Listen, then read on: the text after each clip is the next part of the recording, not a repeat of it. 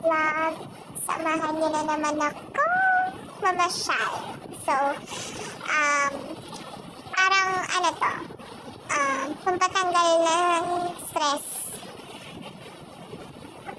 And basta makaka-appreciate ng video na to is yung parang katulad ko na na-appreciate yung nature. So, nature trip siya. Tapos, makikita niyo talaga yung mga magagandang view na sobrang kahit na hindi ka huminto doon, basta makita mo lang siya, parang nare-refresh na yung mind mo. So, ganun siya. And ganun ko siya ipapakita din sa inyo. Talagang binidyo ko bawat moment, place, na parang sobrang, alam mo yung parang ang dating niya is yung mga ini-sketch. Sketch natin na parang ang gandang puntahan nito, yung mga ganun.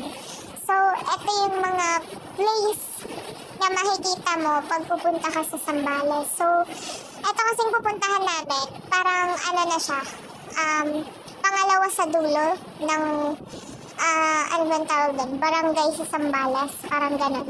So, yun, samahan nyo kaming puntahan yon.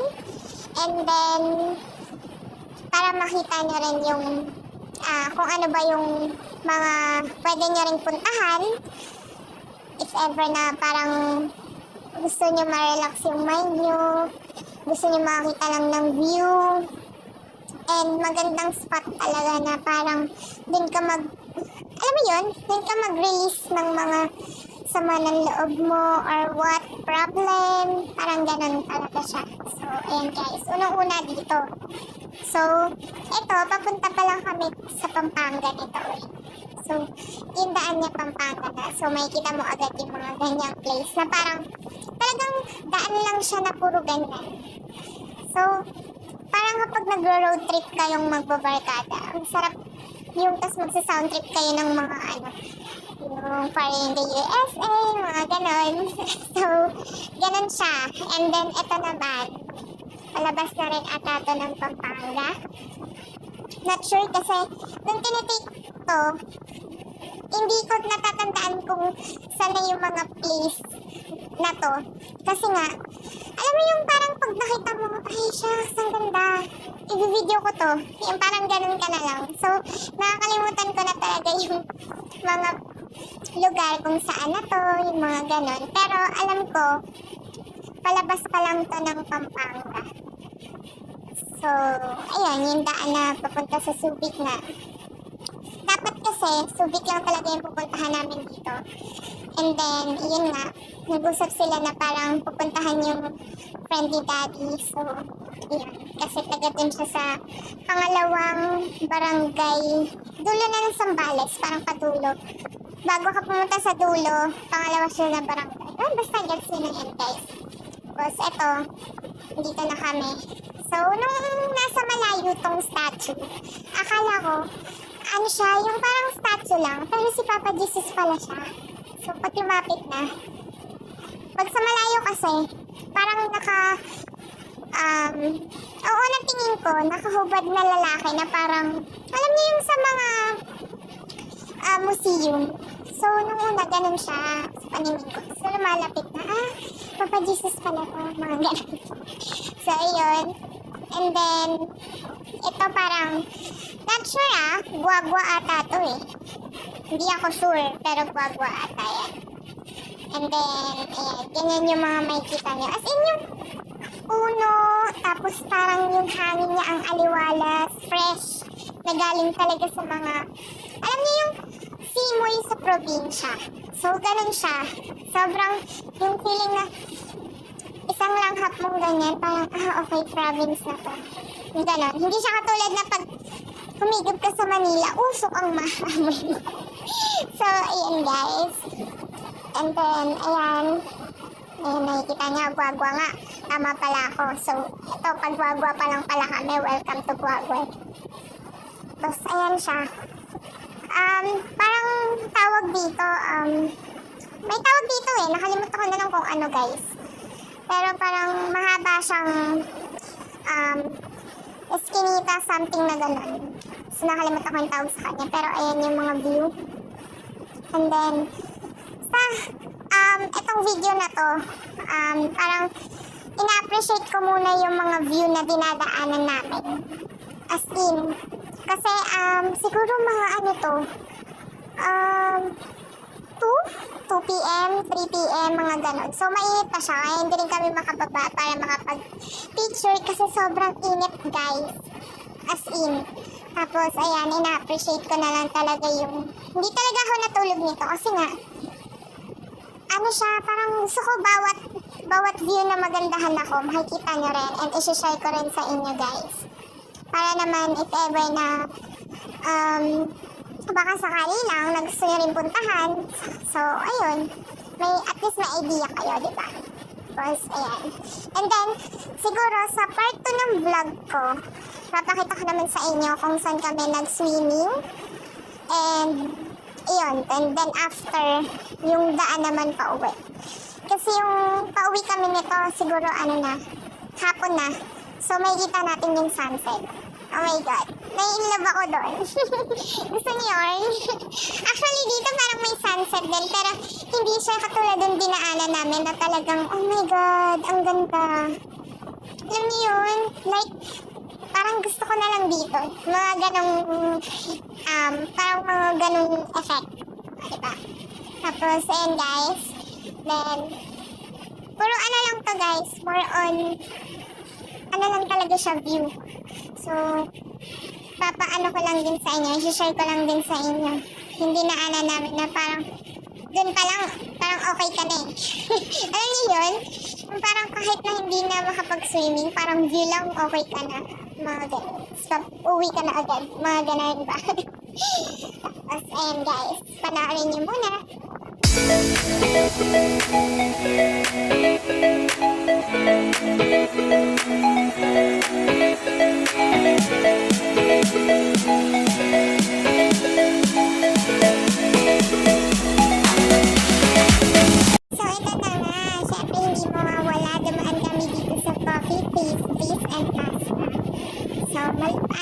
Sa 153 coffee code.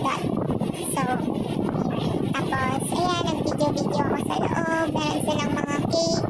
And ito yung menu nila. And then, ayan, si Kuya nilaloko dito. Sabi ko, dapat masarap yan. Kasi nga, ngayon lang kami makatikim ng nasa ano na kami nito? Subic. So, kape ng parang iced coffee sa Subic. Wow, shala. Punta lang na Subic para mag-iced coffee, diba? Ganun. Tapos, ayan. So, pinapanood ko rin kung paano na itimpla. Then, medyo natetense si Kuya kasi parang yung mga utensils na ginagamit niya nagkakalaglagan eh. Kasi nga parang inaano ko siya na sinisika-sika ko siya. So, kasi nga, dream ko rin magkaroon ng ganito kahit maliit. So, ayan. Ang dami ko nang naitsika na naman sa inyo. Then, ay ngiti-ngiti si Kuya.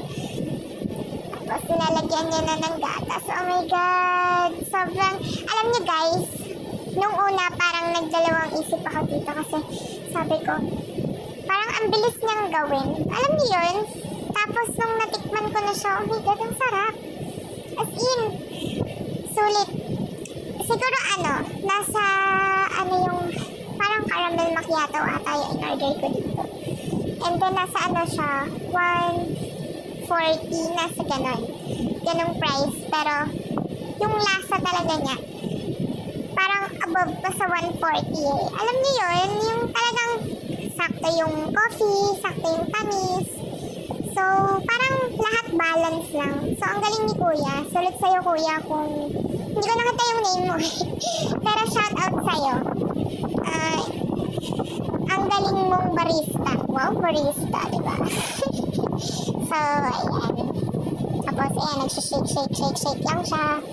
Then, gusto ko nga siyang tulungan eh. Kasi gusto ko rin na-experience. Charis! Mga alam. Tapos, ayan, tinitingnan ko rin kung paano niya nilalagay yung ano ba tawag yung whipped cream? Tama ba? So, ayan pala yung in-order ko. Tapos, ayan na, nandito na kami sa Subic. So, kadaldalan ko, natapos na nga yung pagtitimpla ni Kuya. So, harating na kami na sa Subic. Na iniinom ko pa rin siya.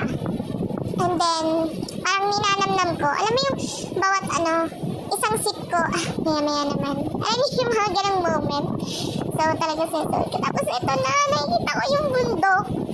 So, parang, alam niyo yung parang, wow, eto na, nandito na kami sa Castillejos. And then, yun talaga, nakikita ko talaga yung bundok. Na, alam mo yung parang gusto mong puntahan. Pero, syempre, sobrang layo niya. Ayun mo guys, nakikita niyo yan?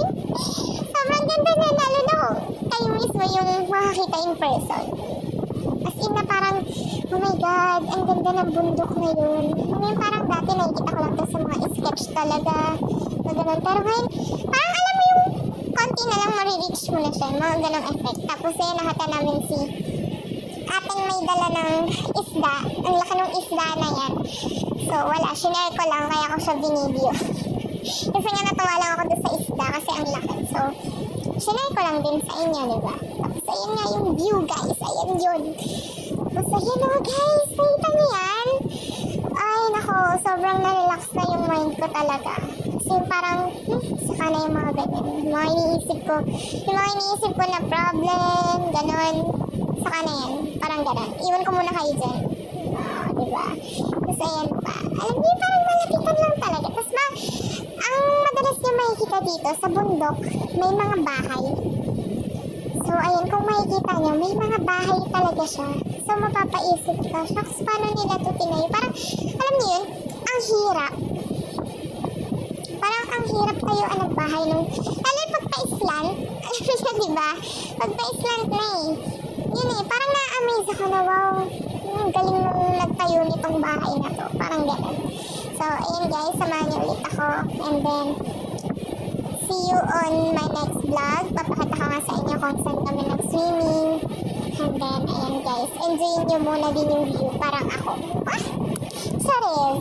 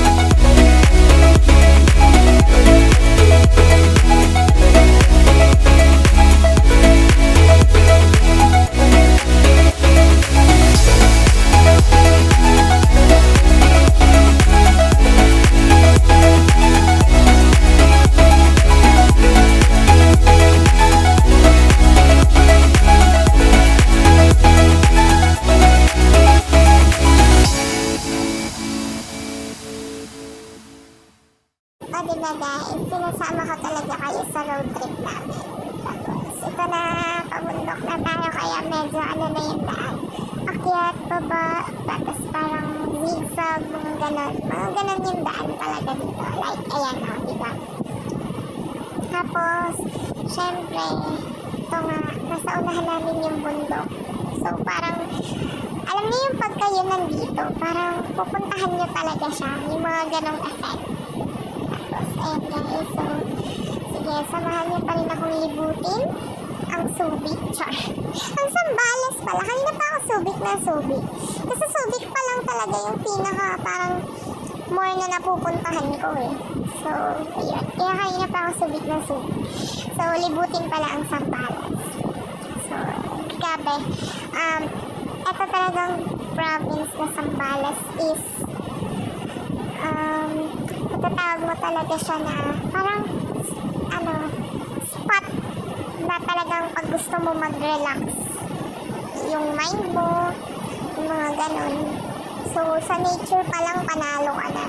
Makakalimutan mo na talaga, lalo na nung time na sinaktan ka niya. Ay, charot! Yung mga ganun. So, ayun guys, thanks for watching. I hope you like this video. And don't forget to like, share, and subscribe. And click the notification bell for more upcoming videos.